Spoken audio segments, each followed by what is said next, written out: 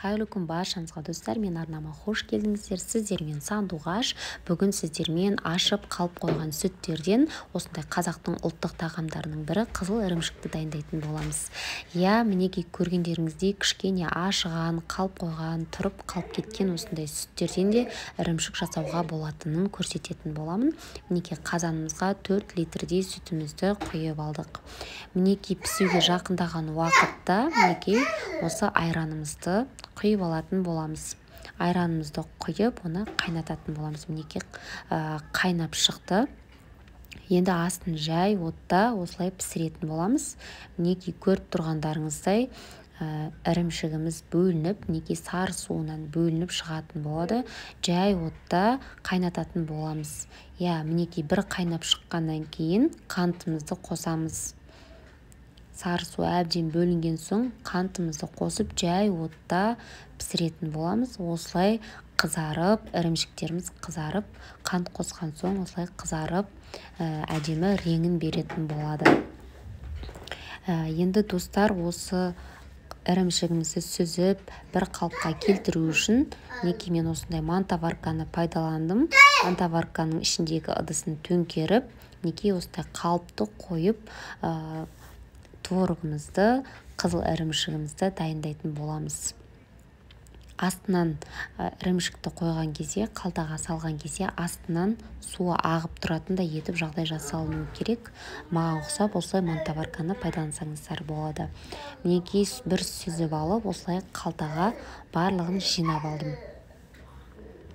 Астына осындай марланы пайдалансаңыздар болады. Әдемі формасын сақтау үшін осындай қалыпты кальцоны пайдаландым. Сіздер де кез келген қалыптың түрін пайдалансаңыздар болады. Мінекей барлық ірімшігімізді салып алдық. Енді жақсылап аузын жауып, қалбымызды кішкене қысып формасына келтіріп алатын боламыз. Енді үстіне бір ауыр затты қойып бастыртып қоюымыз қажет. Оның ішінде қалған артық сары суының бәрі толықтай шығуы үшін үстіне бір ауыр заттарды қоятын боламыз. Мен осындай үйдегі 5 литрліктегі майды үстіне бастыртып қойдым. Мінекей достар, бір түнге қалып, артық сары суының бәрі бөлінген соң, мінекей осылай дайын болады.